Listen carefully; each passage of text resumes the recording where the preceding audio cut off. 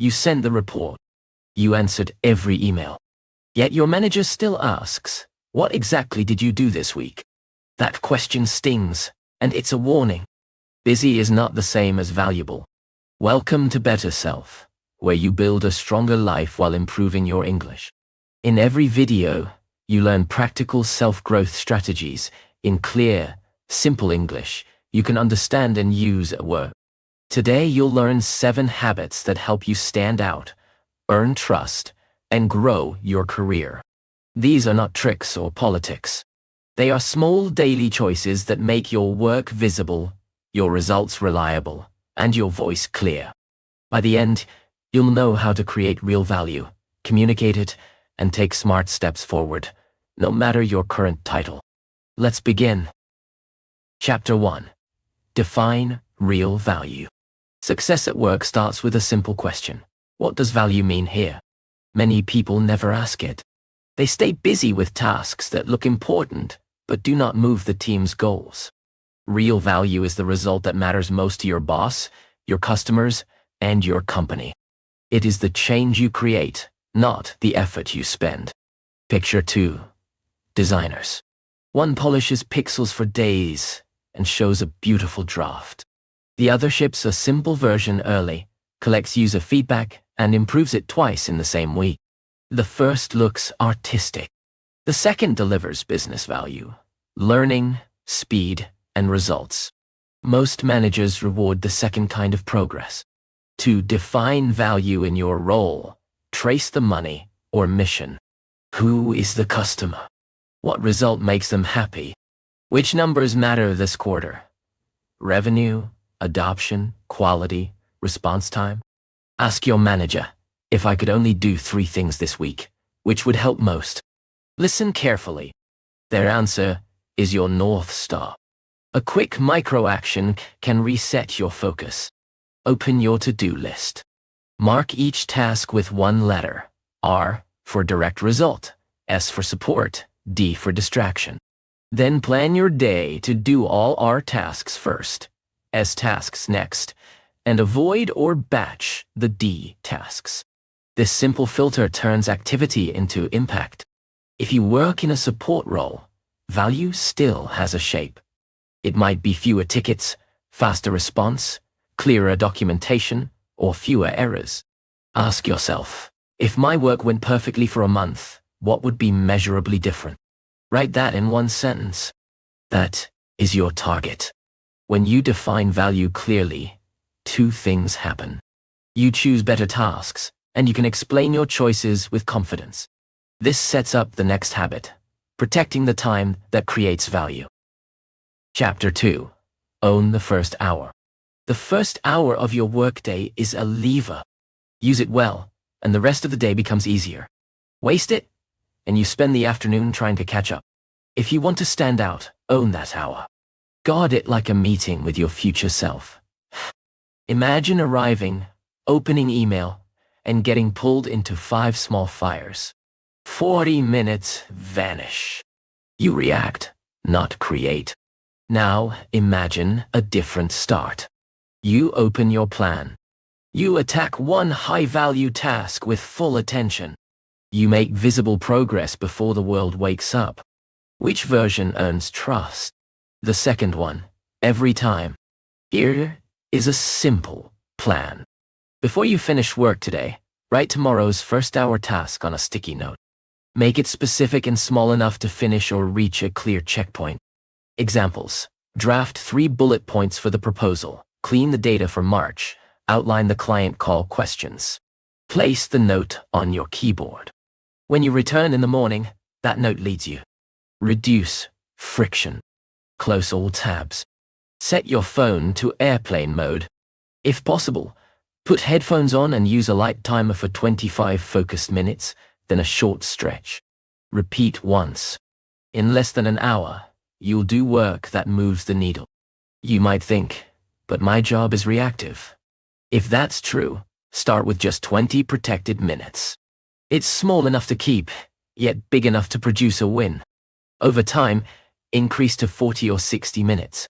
Even in busy roles, consistent first-hour progress compounds into trust. Ask yourself, what is the one action tomorrow morning that proves I understand value here? Write it now. Owning the first hour builds momentum for the rest of the day, and it prepares you for the next habit. Speaking so your progress is clear. Chapter 3. Communicate with clarity. Great work can be invisible if your words are foggy. Clear communication is a career skill, not a soft bonus. It helps your manager see progress, makes decisions faster, and reduces rework. The good news: clarity is a habit you can build with a simple structure. Use this 3-part rhythm: headline, context, next step. First, give the headline in one sentence, the main point or result. Second, add 1 or 2 sentences of context, the why or the key detail. Third, propose the next step or ask a precise question. This works in emails, chats, and meetings. Here's a before and after example. Before: hey, about the report, just checking in. I did some things and ran into a couple issues with the new data. Not sure what timeline is best. Thoughts? After: headline, context. We need one decision. Use the old metric or adopt the new definition. Next step: if we choose the new definition, I'll ship the draft by 4 p.m., otherwise by 2 p.m. Which do you prefer? The second message is shorter, clearer, and faster to approve. In meetings, speak in paragraphs, not streams. Start with your headline. Pause. Then add the one detail leadership needs to decide. If someone asks a broad question, offer 2 options and a recommendation. For example, we can ship on Friday with basic tracking, or Monday with advanced tracking. I recommend Monday because it reduces manual work by 30%. A quick, daily practice helps. Before you send your next message, read it once and ask, can someone act after reading this? If not, add a headline and a next step. Over time, this becomes automatic. Clarity does not mean fancy vocabulary. It means plain words and concrete facts. This is also great English practice. Simple sentences, strong verbs, specific numbers. Clear talk makes your work real, and it sets you up to fix issues before they spread. Chapter 4. Solve problems proactively. People who grow fast at work do not only report problems, they bring options. Proactive problem solving says, I saw the issue early, I thought about choices, and I can help us move. This habit saves time, builds trust, and quietly marks you as a leader. Think of a flight crew. When turbulence hits, a good crew does not run to the pilot and shout, "It's bumpy!" They check instruments, consider routes, and offer options.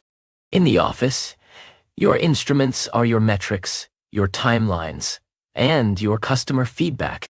When something drifts, you spot it and act. Use a simple 3-option template: risk, options, recommendation. First, name the risk clearly and early.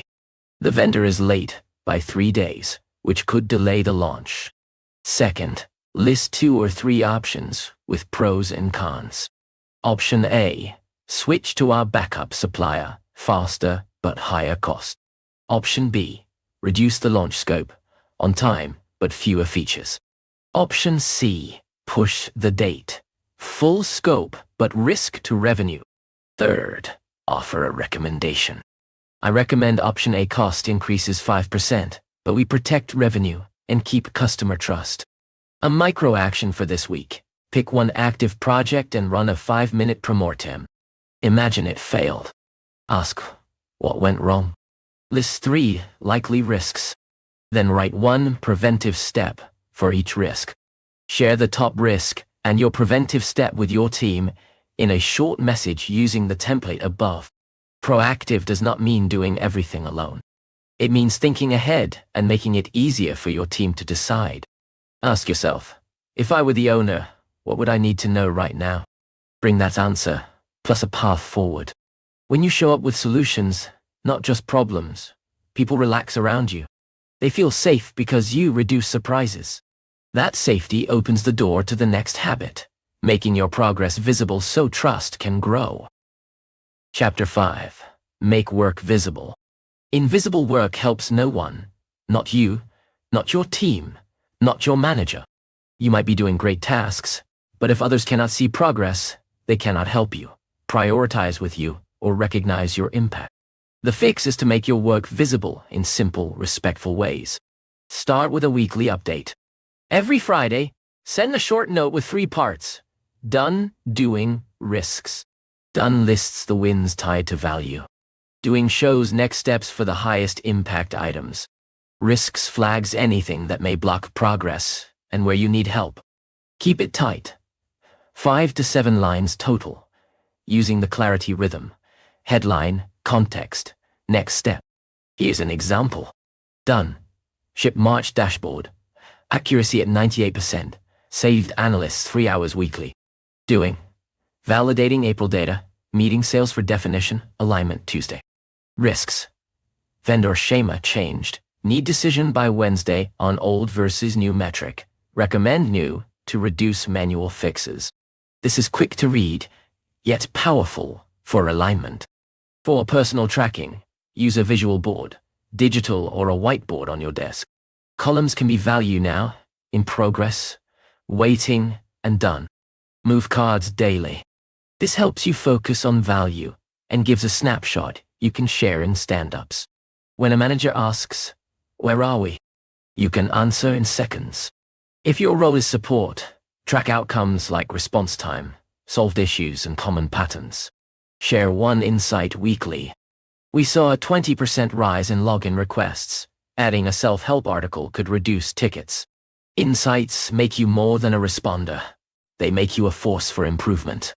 A small habit to try tomorrow. Schedule a 10-minute visibility check at 4 p.m. Ask, what did I move that matters? Who needs to know? What is blocked? Send the one message that clears the road. Visible work builds trust, and with trust, your skill growth gets attention faster. Chapter 6. Grow skills on purpose. Careers grow where skills grow. But random learning is slow. Purposeful learning is faster. You choose one high-impact skill, practice it in short cycles, and let your manager see the gains. This habit turns effort into advantage. Choose a skill that multiplies your value. For many roles, these are universal. Writing, data literacy, prioritization, stakeholder management. Ask your manager, which skill, if I got 20% better in 3 months, would change my impact? Their answer is your learning project. Design a simple 3 plan. 3 micro skills, 3 weeks, 3 deliverables. If you choose data literacy, your micro skills might be cleaning messy data, building a clear chart, telling the story in 1 slide. Your deliverables could be a clean dataset for 1 report, a chart library with 3 templates, and a 1-slide summary for the team. Practice in the flow of work. Don't wait for a course to start. Ask for a small real task that matches your micro skill. Then ship it, get feedback, and repeat. Keep a learning log with date, attempt, lesson, and next tweak. This record is gold in reviews, proof that you grow on purpose. Use the 80-20 rule. Spend most of your learning time on the core that drives results, not on exotic tricks. For writing, that's clear headlines and strong verbs. For presentations, that's 1 message per slide. For coding, that's readable functions and tests. A reflective prompt for today. What skill would future you thank you for starting this month? Write it down. Tell your manager your plan in 2 sentences. Purposeful skill growth makes you ready for bigger challenges, and it sets the stage for the final habit that accelerates careers, leading without waiting for a title. Let's wrap up with a short recap. First, define real value, so your effort turns into outcomes. Second, own the first hour to create early wins that set the day. Third, make your work clear. Communicate results, context, and next steps. Finally, lead without a title by taking responsibility and creating progress. You can start small today and grow bigger each week. These habits improve your work And they also strengthen your English, because simple words and clear thinking go together. If you found value here, consider subscribing to Better Self for more practical self-growth in clear English. Now I'd love to hear from you. What is the first small change you will make at work this week to grow your career? Write your answer in the comments.